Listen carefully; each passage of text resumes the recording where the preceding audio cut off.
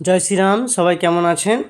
এটা হলো আমার সেই ড্রাগন গাছটা। এর ফুলের ভিডিও আমি আগেও করেছিলাম, কিন্তু সেইবারে ফুলগুলো থেকে কোনো রকম ফল হয়নি। তার দুটো কারণ হতে পারে, পলিনেশন ঠিকঠাক হয়নি, তাছাড়া প্রচুর পিঁপড়ে লেগে গেছিলো। পিঁপড়েগুলো ফলটা একদম নষ্ট করে দিয়েছিল। এবারে আরও বেশ কিছু কুঁড়ি এসেছিলো, কিছু কুঁড়ি নষ্ট হয়ে গেছে। আর 5টা 6টার মতো কুঁড়ি আমার ফুল ফুটেছে, তার মধ্যে এইটা হয়নি, নষ্ট হয়ে গেছে। বাকিগুলো ফল হওয়ার আশা আছে। এইটা যেমন ফল হয়েছে, আমি এটাকে পলিথিন র্যাপ করে দিয়েছি। তো ফল হওয়ার জন্য যে 3টে মেন টিপস যেটা ফলো করতেই হয়, সেটা হচ্ছে ফার্স্ট পলিনেশান। পলিনেশানটা রাত্রি 8টা থেকে 10টার মধ্যে খুব ভালোভাবে করে ফেলতে হবে।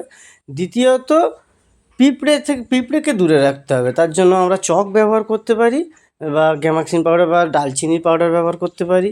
তৃতীয়ত, ফল হওয়ার পরে এরকম পলিথিন দিয়ে ঢেকে দিলে তাহলে বৃষ্টিতে ফলটা নষ্ট হওয়ার পরিমাণ কম থাকে, নষ্ট হয় না।